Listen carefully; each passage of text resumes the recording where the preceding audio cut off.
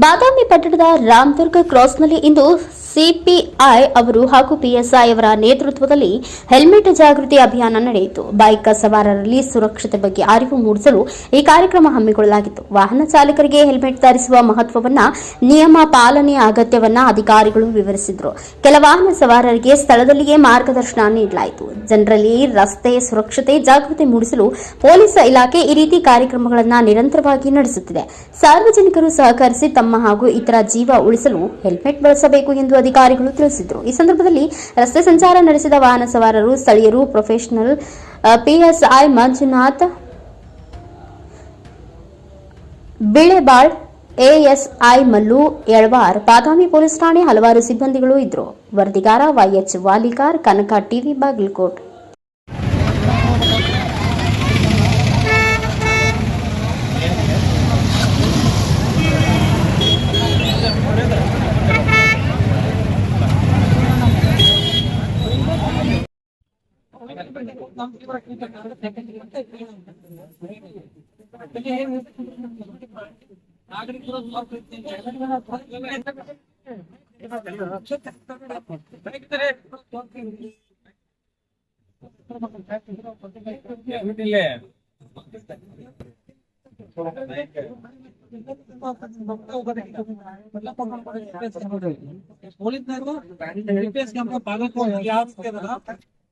ಅದೇ ರೀತಿ ಬಾದಾಮಿ ಫೋಟೋ ದಂಡ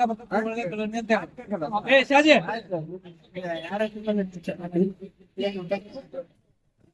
ಫೋಟೋ ಯಾರ್ದಾರ ನಾಳಿಂದ ಈಗ 2 ದಿವಸ ಸರ ಪೊಲೀಸ್ ಈಗ ಅವೇರ್ನೆಸ್ ಮಾಡೋಕೆ ಒಳ್ಳೆ ಕೆಲಸ ಮಾಡ್ತಾರೆ. ನಾಳೆಲ್ಲ ಈ ಯಾರಿಗೆ ಒಳ್ಳೇದು ನಮ್ಗೆ ಒಳ್ಳೆ ಸರ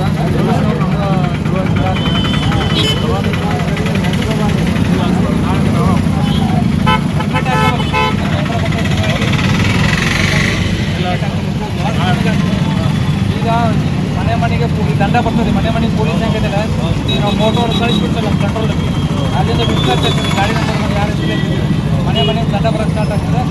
ಸ್ವಲ್ಪ ಹೆಲ್ಮೆಟ್ ಹಾಕಿ, ದಂಡ ಬರೋದು ತಪ್ತಾರೆ, ನೀವು ಸೇಫ್ ಆಗಿ. ಓಕೆ ನೋಡಿ, ಎಲ್ಲರೂ ಹೆಲ್ಮೆಟ್ ಹಾಕಿ ನಾಳೆ